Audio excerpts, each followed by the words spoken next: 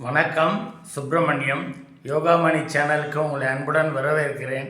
இன்னைக்கு சமையல் குறிப்பில் நம்ம பார்க்க போகிறது பருப்பு துவையல் எப்படி செய்கிறதுன்னு பார்க்கலாம் வாங்க. அனைவருக்கும் அன்பு வணக்கம். திருமதி சுப்பிரமணியம். சமையல் குறிப்பில் இன்றைக்கி ரொம்ப சிம்பிளான ட்ரெடிஷ்னலாக செய்கிறது, அதே சமயம் ரொம்ப டேஸ்டியாக இருக்கிற ஒரு பருப்பு துவையல் தான் செய்ய போகிறோம். அதுக்கு துவரம்பருப்பு எடுத்து வச்சுருக்கிறேன் 1/4 கப். அதே அளவு தேங்காய்ப்பூ, மிளகா, ஒரு பெரிய மிளகா, ஒரு குட்டி மிளகா, அப்புறம் 2 பல் வெள்ளைப்பூடு பல் உரித்து வச்சுருக்கேன், கொஞ்சமாக கல் உப்பு. மொத்தமே இன்க்ரீடியன்ட்ஸ் இவ்வளோ தான். இப்போ என்ன பண்ண போகிறேன்னா, இந்த பருப்பை ட்ரை ரோஸ்ட் பண்ணிடலாம்.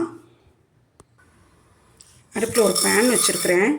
அதில் இந்த துவரம்பருப்பை சேர்த்து நல்லா வாசனையும் வரணும், நல்லா செவக்கணும், நிறமும் மாறணும், அந்த அளவுக்கு நல்லா வறுக்கணும்.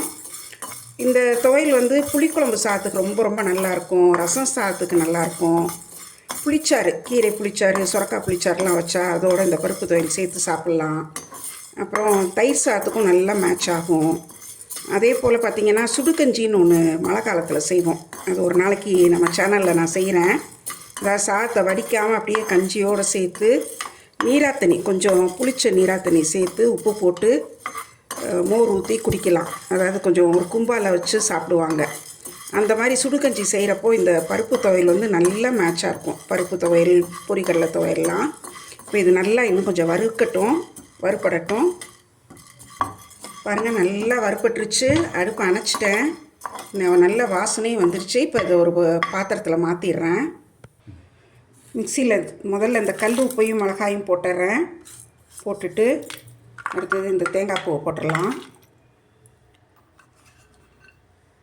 தேங்காய் பூவை போட்டதுக்கப்புறம் இந்த வறுத்த துவரம்பருப்பில் கொஞ்சம் தண்ணி ஊற்றி வச்சுருக்கிறேன். எதுக்குன்னா, நம்ம அம்மியில் அரைக்கிறப்போ அது நல்லா வலுவலுன்னு அரைப்படும். ஆனால் மிக்சியில் சில சமயங்களில் பருப்பு அரைப்படாது. அதனால் கொஞ்சம் தண்ணி ஊற்றி வச்சு அரைச்சோன்னா நல்லா அரைப்படும். அதனால் தண்ணி ஊற்றி வச்சுருக்கிறேன். இதையும் இதில் சேர்த்துறேன். இப்போ இது எல்லாத்தையும் இந்த வெள்ளைப்பூடு பல்லையும் போட்டு ஒரு கொஞ்சமாக தண்ணி விட்டு கெட்டியாக அரைச்சிட்டு வந்துடுறேன். நல்லா நைஸாக அரைச்சிட்டேன், கெட்டியாகவும் வந்துருச்சு.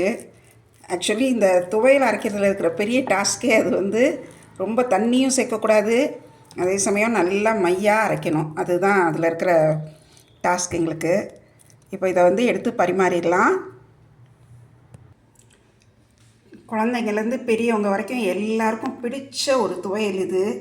சுடுசாதத்தில் இந்த துவையலை போட்டு நெய் ஊற்றி பிசைஞ்சு கொடுத்தா குழந்தைங்க நல்லா விரும்பி சாப்பிடுவாங்க. பெரியவங்களுக்கும் இது ரசம் சாதத்தோடு சேர்த்து சாப்பிட ரொம்ப பிடிக்கும். சிம்பிளாக செஞ்சிடலாம். செய்து பாருங்கள், எப்படி இருந்துச்சுன்னு சொல்லுங்கள். இந்த வீடியோவை லைக் பண்ணுங்கள், ஷேர் பண்ணுங்கள், எங்கள் யோகாமணி சேனலுக்கு சப்ஸ்கிரைப் பண்ணுங்கள். நன்றி, வணக்கம்.